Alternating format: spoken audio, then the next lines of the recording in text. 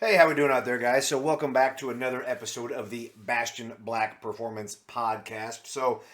Tonight I kind of thought I would change it up and kind of do something like kind of lighthearted. So, what I'm working on right now, I'm working on doing kind of like a long or like a multiple medium length podcast, kind of on personal experiences and personal observations from the second Battle of Fallujah, Operation Phantom Fury. I've gotten that request a lot on like my YouTube channel, and so I thought that would be kind of something I could kind of dive into relatively deeply on some of that. So I'm kind of just collecting some of my things on that. I'm going to keep up with obviously the Russian quote unquote special operation, heavy on the special operation in Ukraine. But I'm trying not to put those out like so often that it just becomes, hey, you said everything the same in the last video and you changed 10 seconds of it to make this one kind of thing. So what I thought I would do today would be to kind of tell some of the lighter side, some of the funnier stories of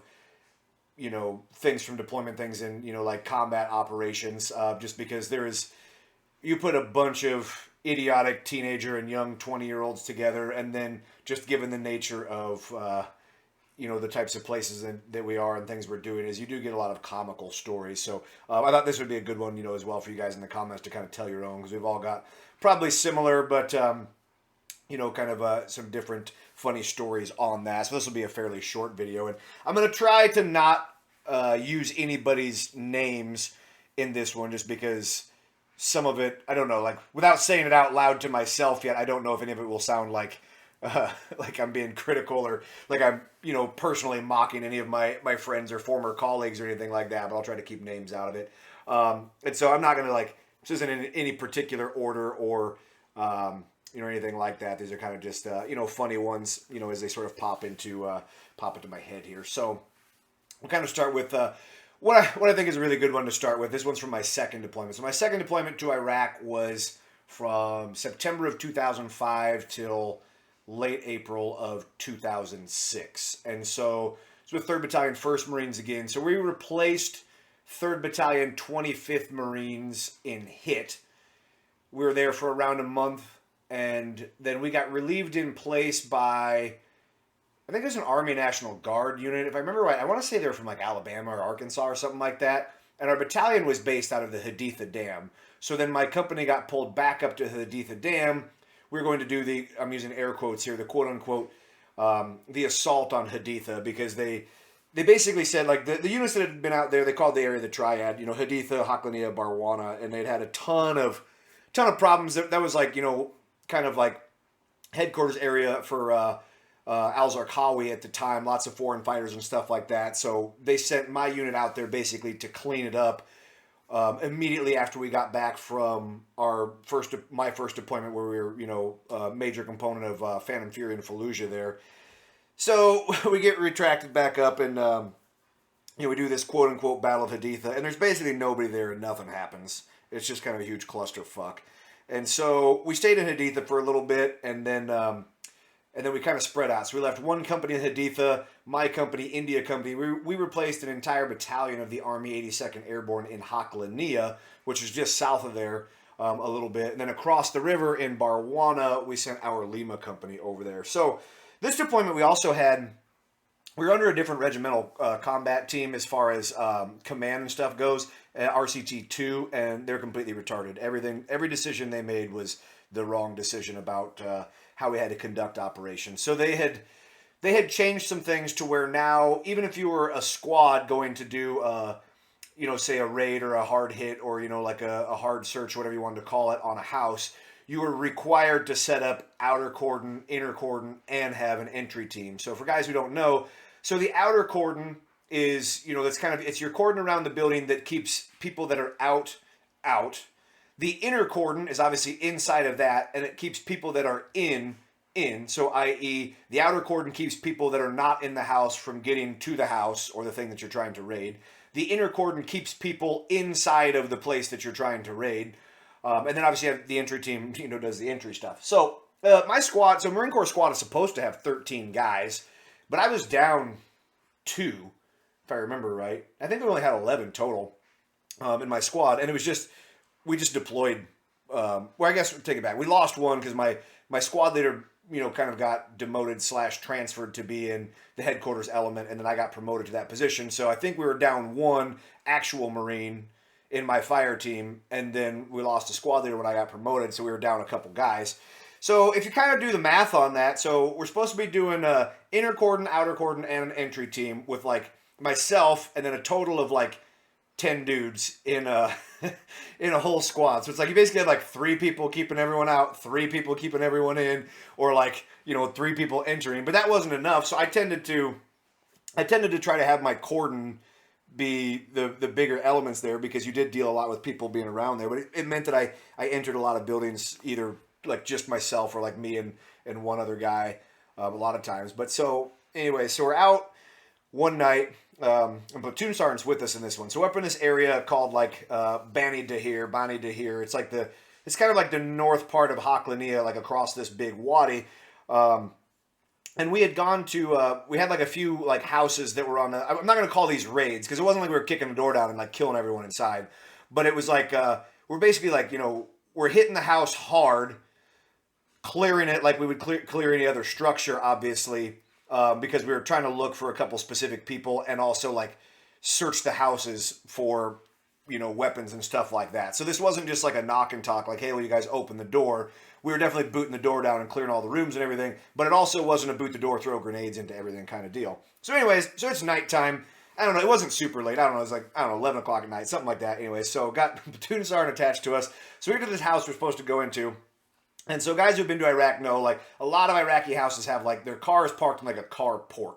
So, like, all their houses have walls around them and everything. And then they have a carport, so it's kind of obviously, it's basically like a roof overhang over where they park their car, held up by, obviously attached to the house and got some columns on there. So I sent a couple of my fire team leaders out, and the house just kind of also butts up against like this, kind of like field where, I don't know, like just basically like crop field, not a big one, but a field. So anyways, so it's basically me and my platoon sergeant are the only ones that are like left to like, to actually kick the door and go into this house.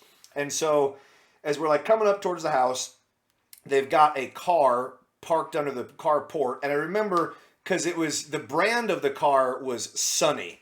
Like, it was Sunny brand. And guys who have been to Iraq will know, because they have all sorts of weird cars you never see over here. But so a Sunny brand car. So I'm following my platoon sergeant, and we're kind of like, we're sort of like, hustling to get up here. Everyone's in place. We're like, all right, hey, let's rock. So we go up there, and platoon sergeant's a big guy. He's, like 6'3", like 230. And at this time, I'm like 5'10", like 220. So obviously we're wearing all our gear. We're pretty freaking thick. So as we go to sneak past this car, kind of doing what you do, like everyone, you kind of turn sideways, because the car sort of butts up against this column. So as we go to sneak past it, my platoon sergeant hits the column with like one of the pouches on like the back of his vest. And you know how it is like as you're kind of sneak past it, like, when your back hits something, like you, like just instinctually, like you can't even stop it, like your body kind of lurches forward to like, to free that. So as he hits this, he kind of lurches forward and his chest hits the car. So this car alarm starts going off, woo, woo, woo, freaking, headlights and everything are just like blasting. So now, obviously, while we were trying to do something relatively sneaky, like now there's no more sneaky. So, he kind of goes, oh, fuck. And so I'm kind of laughing already at this point. And so we kind of, we push up, we got to go a few more feet to get to the door. So as we get to the door, he's the first one there. And so, so he boots the door. So as he boots the door, his belt comes undone and his pants fall down around his ankles.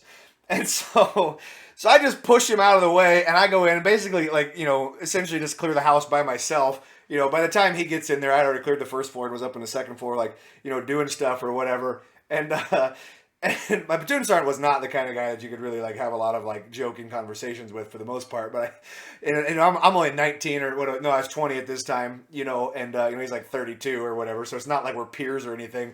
And so I kind of come down like chuckling, and I was like, oh, well, that was textbook, huh? And so he got he laughed and got a good kick out of that one. So not only set off the car alarm and gave us away, but his rigger's belt gave out right at the moment that he booted the door with his foot, and and so his pants fell down. So that was one of my best funny stories as far as like, especially like what was otherwise like an actual serious operation. Like we were taking this particular entry very seriously. So that that one was pretty good. And so we kind of stick with so that same deployment again. So like I said, we had this section of Haklania that was called Bani Dahir, we called it. And so there's this big wadi that was just north of where our company's firm base was. And the way we would do our patrol ops and stuff is, if you were the platoon that was doing, or if you were the platoon that was doing operations, a lot of times they would have one squad that was kind of designated to go into the Bani Dahir area, because obviously we'd be rotating up like the times when the patrols would leave, how long they would be in duration, whether they were supposed to go out and just strictly walk around, or whether they wanted us to go out, set up an OP, look around for a while, come back, or whatever. So we try to vary that up so that the enemy can't predict, oh, hey, they always punch a patrol out at 8 a.m. and they walk in this area and come back here, or they always punch one out then at 9 p.m. and go through these sectors. So obviously you're trying to always vary that stuff up. So my squad gets put on, it's a nighttime patrol up to Bani Dahir. And so like I said, we got this big wadi, and there's only a couple ways across the wadi. So so guys who don't know, like wadi is basically a wash. Like we would pretty much just call it a riverbed here. Because obviously like they have very, very intermittent high water times over there. But the wadi is kind of very, very distinct because it tends to be like fairly carved out. Like they can be pretty significantly, like deep and like hard to navigate. And so anyway, so there was a road bridge that went across the wadi and then a footbridge. And this was kind of right up against, the Euphrates. And so those were the only two ways that you could cross the wadi there. Otherwise, you had to walk a few hundred or several hundred meters to the north, and then you could kind of make it down a little footpath on the edge, walk across, and make it up another little footpath, kind of one of those little like half goat paths that go up the side there. And so we always tried to take different routes. So whatever way we crossed going out, we tried to take a different way coming back, because it was a funnel that there was nothing that we could really do about. So when you get just on the other side of the just on the far side of the wadi for us, there was only one road that went around these couple of compounds. So it was always a little skittish around that because, because again, it didn't have very good observation from the company's firm base. And again, you were forced into this funnel that you didn't really want to be in. But so anyways, we were out at night and they sent us out to do basically an OP. They wanted us to go over, take over a couple of houses and look over this kind of traffic circle. And, this, I think we called it River Road area where, sometimes we'd hit IEDs and stuff. So they basically wanted us to go out for a few hours and just sit there observing stuff and then come back. So we're sitting there observing stuff. And then, as we go to head back, I decided that, hey, we're going to take this little, the pedestrian bridge, the footbridge, like coming back. And so, like I said, you could take like one or two roads to kind of get down to it. But when you actually go over the last like couple hundred meters, you're all forced onto this one road. And so I'm kind of in the back element of my squad. So I've got, like two fire teams are in front, and then I'm kind of in, like the back 1/3 or whatever. And as we're walking past, so there's a couple of compounds there that had like somewhat high walls around it. And so I look up to one of my buddies, like one of my best friends in the Marine Corps, and I see him and he's walking and he just stops and he's just staring at like this bush, like this, tumbleweed or something like on the ground. And so, so obviously like, any good Marine, any good person on deployment, like you're reading like the other people around you too. But this wasn't like he didn't like freak out and start running or like anything like that. Like he's basically like old man staring at a cloud, but looking at this bush on the ground. And I'm like, what's he doing? And so we keep walking up there. I'm like, hey, you got something? He goes, oh, there's an orange chem light in this bush, and I just thought that was strange. And I was like, oh, are you sure it's an orange chem light? And he's like, yeah, it's an orange chem light.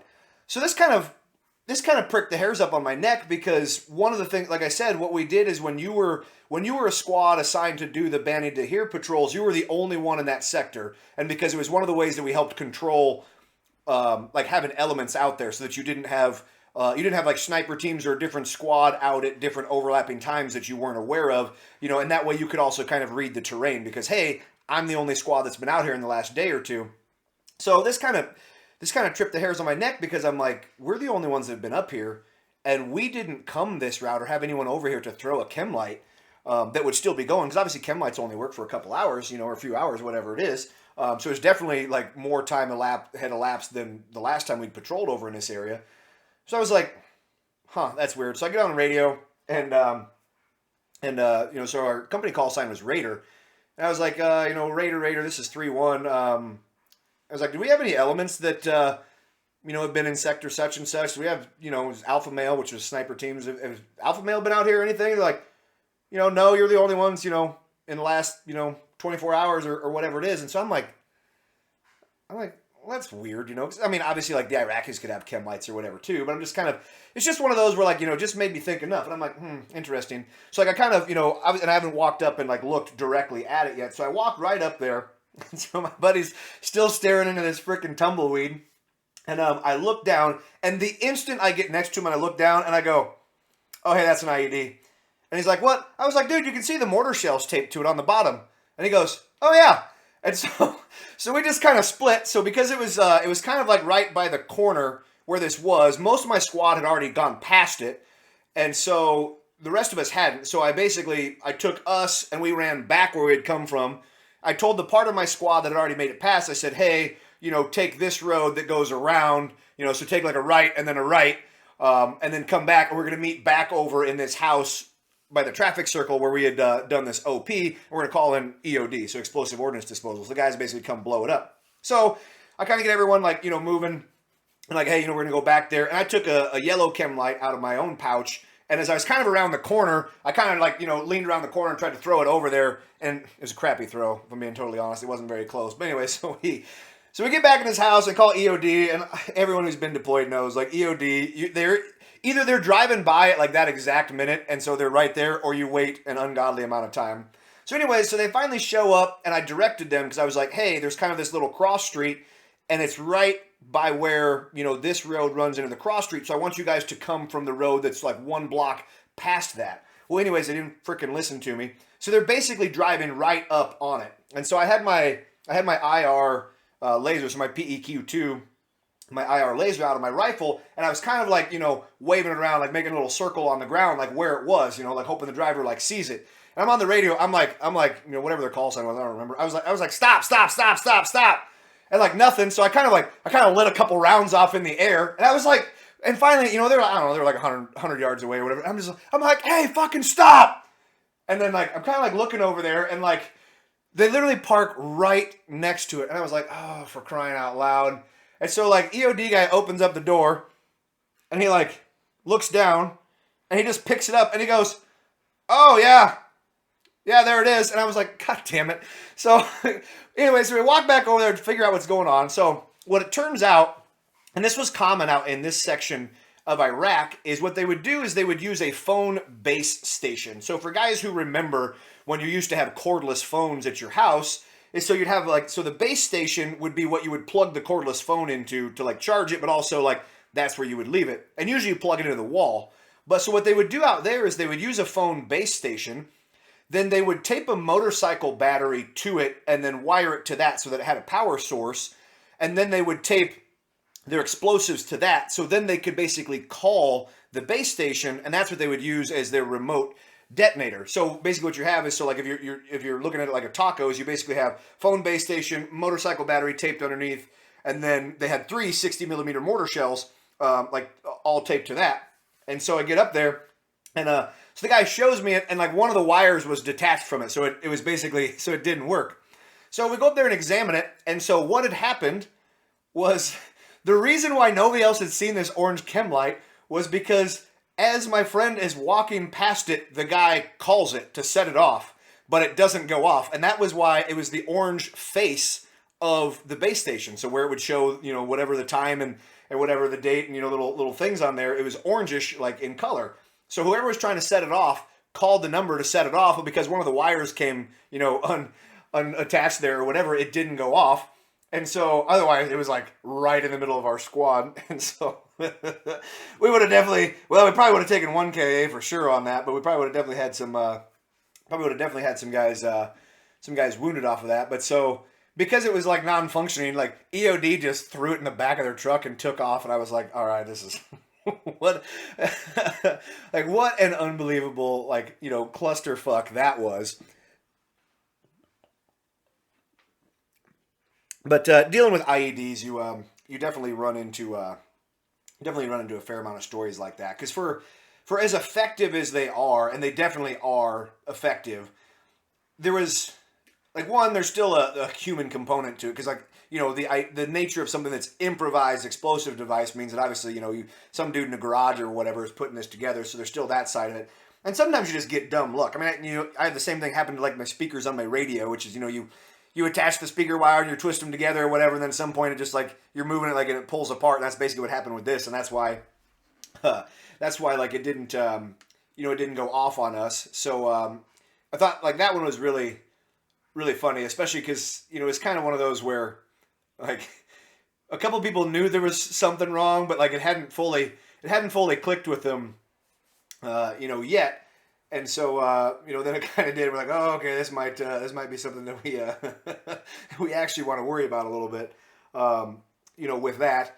And so, kind of reach back in the files here a little bit, and now we'll kind of go back to my first deployment.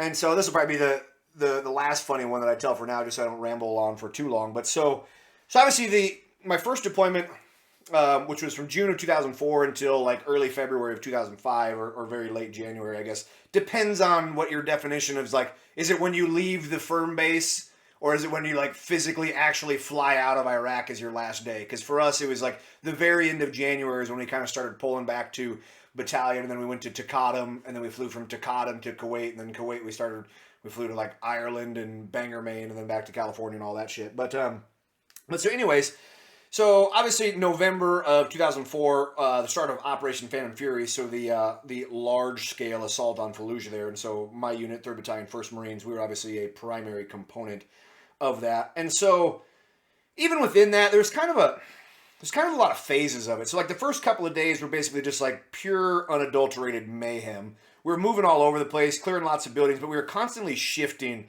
like the areas we were. So we kind of did like the initial clear of the city. We made it all the way to like the end of the city, like the very south part of Fallujah. Well, and then we kind of like back cleared a little bit. Then we kind of came back up to the train station on the north side, and we had like one day of like rest and refit.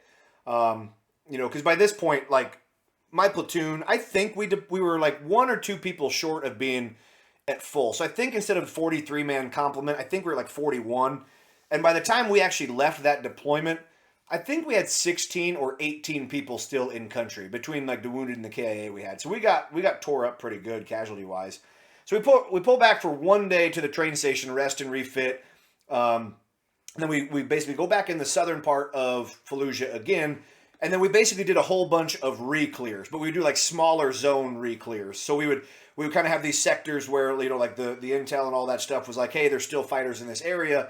Because like, and I've talked about this in some of my other videos, it's basically impossible to just completely squeegee clean, like absolutely wipe clean an entire city of, dudes. There's just too many places to hide. There's too many gaps between you and the units next to you. So we basically went down and did a bunch of like re-clears, and then the sectors would kind of get smaller and smaller. So we did like kind of like large scale re-clears, and then it would be like, hey, smaller areas. And then it even got to the point where they would just be like, hey, when you're out on patrol, we want you to clear these houses again and like burn all of the stuff that's inside of them so it can't be used.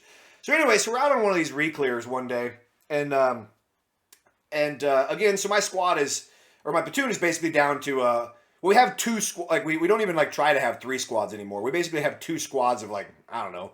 We had a bunch of augments from like weapons platoon and stuff, but so we kind of get over in this, we get over in this sector, and most of southern part of Fallujah was like a lot of like 1-story buildings or like kind of crappier buildings, but you would occasionally have like really nice, for them like mansion type, like 2-story like big buildings or whatever. And so we're kind of coming up on like a little block, and a lot of their buildings and stuff, like all of their buildings have walls around them basically, but they're also built in compounds. So you would have like a house and then multiple sub buildings, or sometimes just like, single sub building, all within the same compound, because that's how their family units would live. Like mom and dad would live in the main house, and then the sons and things would live with their families in the smaller outbuildings. Very common over there. So so blocks would sometimes, or not sometimes, a lot of times would kind of have like a flavor because they'd be sort of like interconnected like that. But so we're kind of getting to one of these sectors, and so I'm in geez, I don't know, like a 2-man, like a 3-man, like team at this point. We had like 2 3-man teams, and I'm carrying ammo for the machine gun, and a shotgun at the time because we didn't have enough people to carry stuff. But so anyway, so as we're coming up, there's a building that's kind of right in front, and as we're coming up, I see this door like slam shut on it, and so I kind of tell Sergeant Garcia. Oops, I didn't say I wasn't going to use any names. I tell the sergeant, who will not be named, anyways, that like, hey, I just saw a door shut on this building.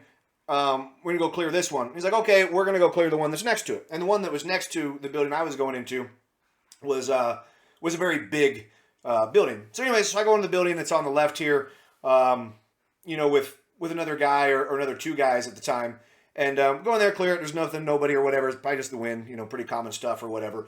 So then we come out and we're gonna go in the house that they had just cleared that was right next to us. Because it was taller and had a legit roof, so we wanted to put the machine gun, the 240, up on the roof there, so it could kind of overwatch us while we sort of like, leapfrogged onto the other side of that. So we go into this house, and so as you come in the door, there was like 2 or 3 doors directly in front of you, and then the stairs kind of wound up and to the left and up on the roof. So I go up on the roof, I got machine gun ammo up there, give it to the machine gunner, and then there's like a bunch of us up on the roof, and like all of a sudden we hear like bang, bang. Boom! Boom! Like coming from inside. It's like a couple shots and then a couple of hand grenades, and we're like, what the fuck's going on like below us, So like one of the NCOs that's up there who actually like, has like a radio, and he's like trying to figure out, and they're like, hey, what's going on? And they're like, oh, hey, so and so from from weapons just got shot. There's a guy in the building that's directly attached to the back of it, and we need someone to go across and get him. And so basically, like, as we're getting this intel, we're now on the roof of a building in which there's either somebody inside, or what they tell us is that there's a house that's only like 4 feet away, like out the back side of this, but there's a guy there shooting from that window into this house. We kind of have guys like trapped. So they're like, hey, we need somebody or a couple people to jump across the roof onto that house and go, go dig that guy out. I was like, oh, hey, I'll go over there. And so it was myself and my fire team leader and one other dude who was attached to us from weapons, we jump over there. And it was like the most precarious thing ever, because we're up on, so this is a 2-story building, like full 2-story building. We're up on the roof, and then there was a wall.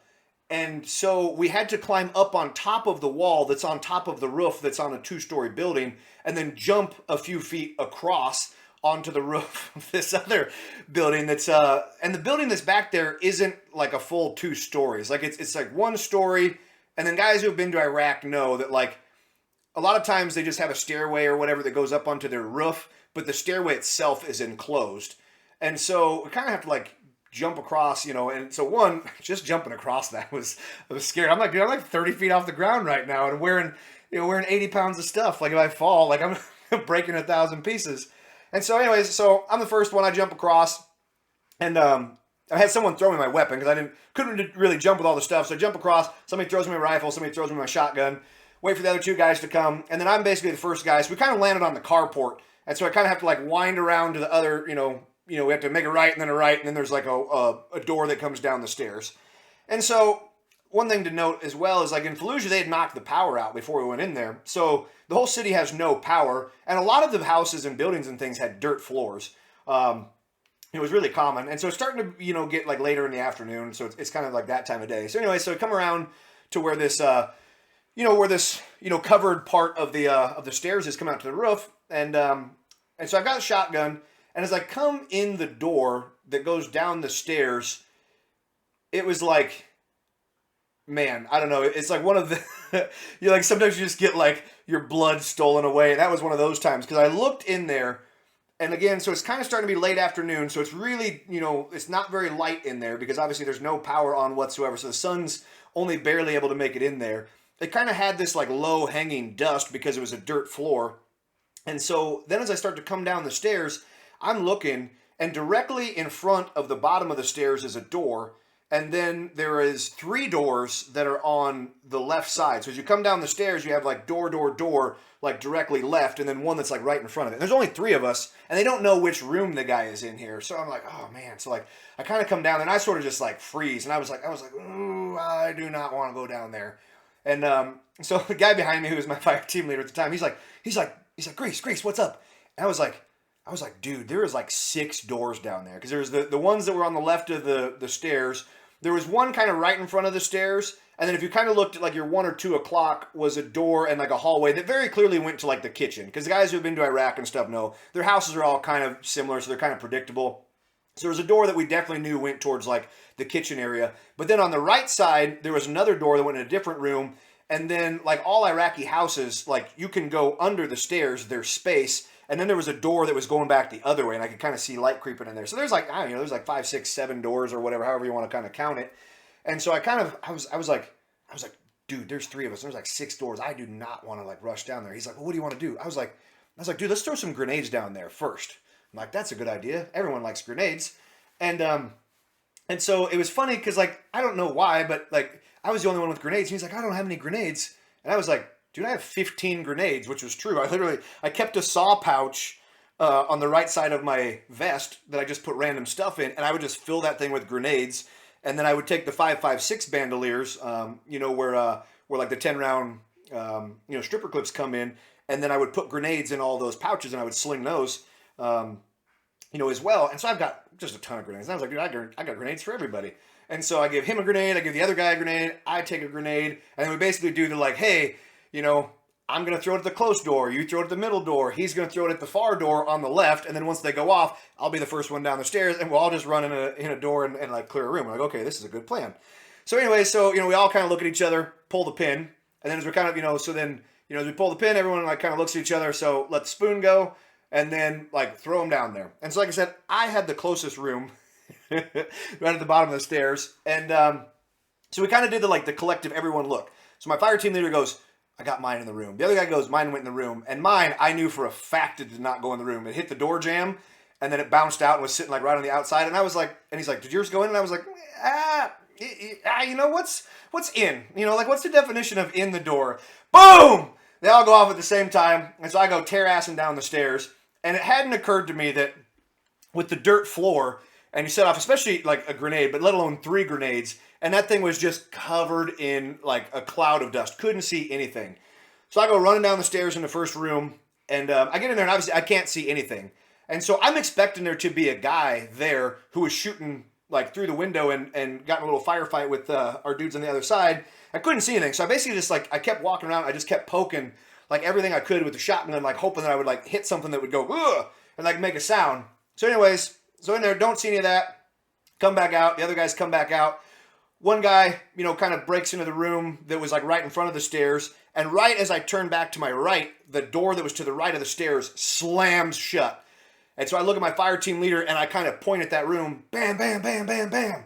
He starts shooting through there. He goes rushing through the door. I go in there with him. Nobody in there, nothing. Probably just the wind again, whatever. Out of the corner of my eye, I see this flash down the hallway. It was towards that kitchen. And so I'm turning. I've got the safety off on a shotgun. Turn. And I'm like in the process of like breaking the shot, but it just hasn't gone off yet. And then I see it's the third dude who was with us, who kind of just went off on like his own. We're like, dude, what the fuck are you doing? He's like, oh, I went in the kitchen over there. Like, okay, cool. Maybe like you tell us next time. So right as all this happens, like, so my fire team leader's radio crackles, and they're like, hey, the guy's not in that building. He's in the building we were in. We need you guys to come back around to the other side and get over here with us. So we're like, oh shit. So we run out of this house. Now we have to run around, like we have to go down one more house, back around the outside of the building, like by ourselves. So we get out of there, and now we're up in a different building that's directly across the street from that initial building that we were in. And so I'm like, obviously like fog of war. I'm like, dude, what is going on? And they're like, hey, he's inside the building we were in. And I'm like, where? And the guy's like, you see that hole in the wall right there? I just hit that with a rocket. Like, start shooting through there. So I go through a couple mags shooting through there. My fire team leader puts 20, HEDP, like 203 rounds through there. My buddy with the saw, starts cutting loose, a drum with the saw in there. We have tanks and bulldozers with us. So we try to bring the house down with the bulldozer, but as the bulldozer knocks rubble down, kind of in the yard and going through the wall, it becomes so steep that he can't make it up the rubble. And so he gets out of the way. So we move a tank there. Boom, boom, 2 main gun rounds with, from an Abrams, go through there, pull the tank out of the way. So finally, one of my buddies in second squad, he's gonna make entry into this room and go finish it. this was kind of cool because it kind of looked like something out of like one of those old World War II like newsreels. Because there's like all this rubble in the front yard now, so they kind of had to like run a little bit like, you know, up over that stuff. So he kind of runs to the top, chucks a grenade, which looks all kind of like super cool. And then he runs in, and I just hear, bap. And I was like, okay, is that it? And he runs out, and he's like, oh, got him. I'm like, dude, what? He's like, oh yeah, it was just one guy. He was stuck back in this room. So anyway, so it probably takes me like multiple years to put this whole story together because I had to hear so many different pieces. So it turns out what had happened was the team that had gone in before us and had quote unquote cleared it didn't actually clear the whole building. So by the time I got up on the roof, not all the rooms on the first floor had been cleared. So we had this engineer attached to us. We had a couple engineers. They were like from a Marine Reserve unit attached to us because, like I said, we were like, they were attached to us from before doing engineer-related stuff. But then we basically made them do some grunt stuff with us because we'd had most of our platoon, you know, either killed or wounded. So apparently what happened was this engineer who will not be named, he's got his rifle slung on his back, and he runs into this one of the rooms in this house, and he goes to run across this pile of blankets on the floor to go look out the back window. So as he runs across the pile of blankets on the floor, the blankets go, ugh, and make this sound. So instead of using his rifle, he runs out to one of my friends who was out front, and he's like, hey, there's a guy. And so he's like, so they're like, okay, what room? So if you're in the front door of this house looking in, directly in front of you, there's like 3 doors. So he's in the middle door. So my friend and this machine gunner who's attached to him and one other guy, they basically come in the door. They kind of make a big old button hook left because obviously they don't want to run right into the door where he's at. So basically their plan is to just come across the left doorway, get in front of the doorway that was in the middle where the engineer said he was, throw some grenades in, run and finish it off. Well, it turns out he's in the left door. So not only does he not shoot him, he also tells him he's in the wrong room. So right as the machine gunner comes across the door, the guy sticks an RPK around the corner, bam, shoots him, goes right through his trap. So luckily it hit all meat. So he was, you know, as far as bullet wounds go, that was about as good as you can get. So then that institutes a little bit of an exchange of fire because my friend that was in my platoon has a shotgun. So he, you know, starts firing a couple rounds. The guy backs into the corner. So my friend with the shotgun throws a grenade in there. The guy throws it back. Then the guy throws another grenade at him, and they're stuck in the kitchen. And eventually he, like, tries to blow the hinges off the kitchen door or whatever, get him out of there, and kind of a long process. And then he finally realizes there was just, like, a single bolt latch that he hadn't seen that was holding the door shut. And so apparently what had happened was the guy had, you know, stuck his rifle around the corner, fired one shot, and he got a malfunction of some sort. I have no idea what kind. And then he had ducked back in the corner. And so then we spent all this time. So by now, this is like an hour. 2 main gun rounds from M1 Abrams, bulldozer, two HE rounds from a SMAW, which is a rocket launcher. My fire team leader probably shot, I don't know, 12, 20 like HEDP rounds. My buddy saw gunner shot like a whole drum. I shot like at least 1 mag in there, plus the whole jumping on the other building, throwing grenades down there, and all this stuff. And it turns out there was 1 dude in there who had fired 1 round and thrown 1 grenade, and that was it. And we just spent, you know, $1 bajillion and an entire hour of time trying to clear this one building of this one guy. But, you know, so that was an interesting day. I mean, it turned into like a funny story, but it was a super clusterfuck at the time. But I think that's a good stopping point for now on this. Like I said, just kind of keep it lighthearted, you know. And if you guys have similar stories or other kind of, you know, like funny combat-related stories, always like to hear them as we kind of keep things light. And we'll keep working on some other episodes coming out. But remember, guys, only the hits count, and you can never miss fast enough to catch back up.